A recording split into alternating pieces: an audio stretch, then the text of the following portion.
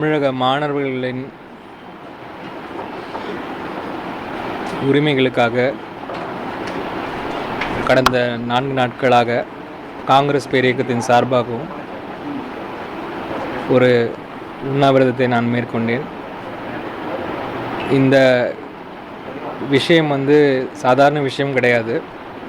இது நம் பள்ளி குழந்தைகளுக்கு சட்டப்படி சரியான முறையில் கிடைக்க வேண்டிய நிதி. அதாவது நாடாளுமன்றத்தில் டிமாண்ட் ஃபார் கிராண்ட்ஸ் இந்த பணங்களை நாங்கள் உபயோகப்படுத்திக்கிறதுக்கு எங்களுக்கு அனுமதி கொடுங்கன்னு பாஜக அரசாங்கம் எல்லா பார்லிமெண்ட்லேயும் கேட்டபோது நாங்கள் அதுக்கு கன்சென்ட் கொடுத்ததுக்கப்புறம் தான் அந்த பணத்தை அவங்க ட்ரா பண்ணாங்க. அந்த பணத்தை ட்ரா பண்ணதோடைய அர்த்தம் என்னென்னா, நாங்கள் எல்லா மாநிலங்களுக்கும் பகிர்ந்து கொடுப்போம் என்ற காரணத்தினால். அப்படி ட்ரா பண்ண காசை 3 மாநிலங்களுக்கு கொடுக்க மறுப்பது சட்டப்படி கூட குற்றமாகும்.